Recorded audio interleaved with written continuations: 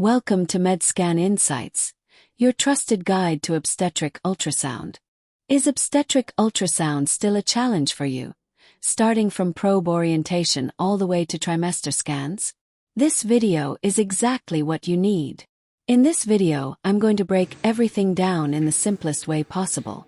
From first trimester measurements to second and third trimester protocols, you'll learn exactly what you need to perform a confident and accurate scan.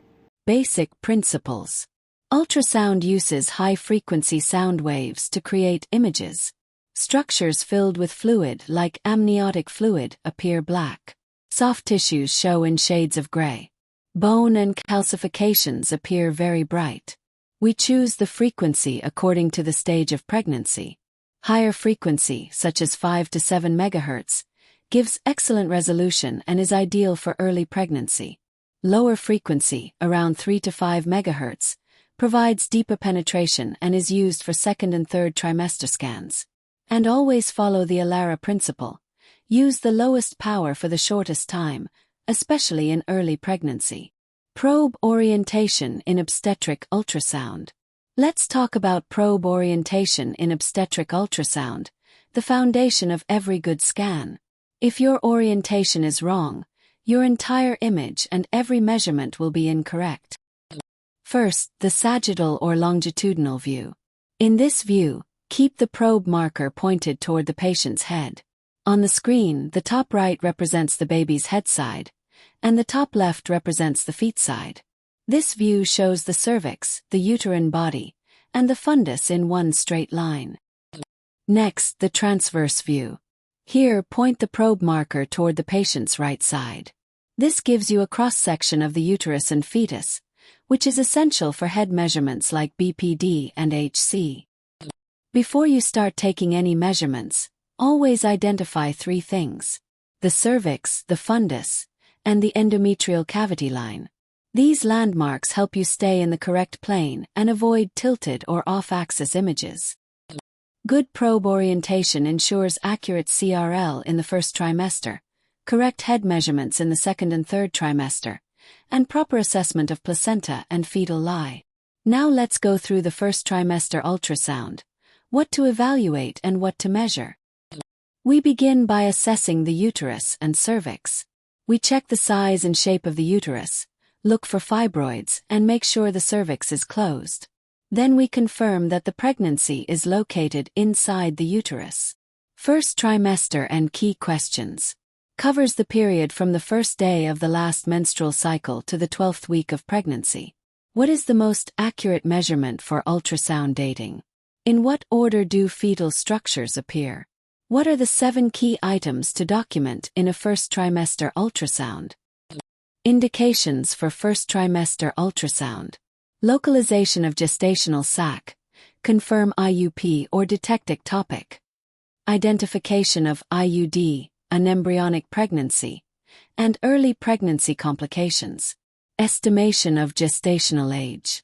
Evaluation of vaginal bleeding. Assessment of multifetal pregnancy.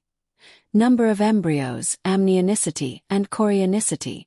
Investigation of abdominal/pelvic pain. Rule out ectopic pregnancy, torsion, heterotopic pregnancy, or ovarian cyst. Nuchal translucency scan. Stages of pregnancy.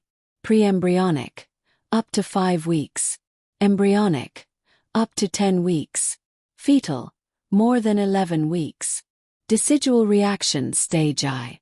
A decidual reaction is an early pregnancy feature where the endometrium thickens, especially around the developing gestational sac. It involves an increase in secretory activity of the endometrium at the site of implantation. The degree of endometrial thickening varies with the menstrual cycle. Next, we identify the gestational sac. We look at its shape, position, and whether the double decidual sac sign is present. If the embryo isn't visible yet, we measure the mean sac diameter by taking 3 dimensions and averaging them. Gestational sac. Stage 2, 4th week of pregnancy. The gestational sac is a large fluid-filled cavity that surrounds the embryo. In early embryonic development, it is made up of the extraembryonic coelom, also known as the chorionic cavity. The gestational sac, GS, is the earliest visible sign of pregnancy on ultrasound. It can typically be detected with an endovaginal ultrasound at around 3 weeks of gestation, when the mean sac diameter (MSD) measures approximately 2 to 3 mm inside the sac. We look for the yolk sac, the first visible structure. A normal yolk sac is round and measures less than 6 mm. The yolk sac is a membranous structure attached to the embryo, providing early nourishment in the form of yolk. It serves as the embryo's initial circulatory system before internal circulation develops. The yolk sac is often described as the ocean of life, reflecting its essential role in early development. It appears on ultrasound as a cyst-like structure with a well-defined echogenic rim. Yolk sac, size. The yolk sac is the first structure visible within the gestational sac. It is typically identified when the mean sac diameter (MSD) reaches 10 to 15 mm, and it should always be visible by an MSD of 20 mm. A normal yolk sac measures between 2 to 6 mm. Abnormal findings, such as a very small, absent, highly echogenic, or enlarged yolk sac, are associated with a poor prognosis. By 11 to 12 weeks of gestation, the yolk sac is usually no longer visible. Once the embryo appears, we measure the crown rump length. CRL is the most accurate way to date the pregnancy up to 13 weeks and 6 days. This measurement must be taken in a true mid-sagittal plane with the fetus in a neutral position. Crown rump length CRL. By 6 weeks of gestation, the crown rump length of the embryo reaches approximately 5 mm. At this stage, the embryo becomes distinguishable from the yolk sac, and cardiac pulsations should be visible. The mean gestational sac diameter (MSD) typically measures 18 to 20 mm by this time. How to measure CRL? Crown rump length (CRL) is the measurement from the top of the embryo's head (crown) to the bottom of the buttocks (rump). Measuring CRL when fetal cardiac activity is present provides the most reliable method for estimating gestational age. We then confirm fetal heart activity using M mode only. A normal heart rate in early pregnancy is usually between 110 and 160 beats per minute. We also evaluate the chorion and early amnion, and note the developing placenta, which at this stage is called the chorionic frondosum. Both ovaries and the adnexa must be examined. We look for the corpus luteum, ovarian masses, or any signs of ectopic pregnancy or free fluid. Between 11 and 13 weeks and 6 days, we perform the nuchal translucency scan. We measure the NT in the mid-sagittal plane, assess the nasal bone, and perform an early review of brain, stomach, bladder, limbs, and cord insertion. Nuchal translucency scan. Nuchal translucency (NT) refers to the ultrasound appearance of fluid collected under the skin at the back of the fetal neck during the first trimester. A normal NT measurement is approximately 3 mm. NT is assessed between the 11th and 13th weeks of pregnancy. An increased NT thickness may be an early indicator of Down syndrome, trisomy 18, or congenital heart defects. Second and third trimester scan.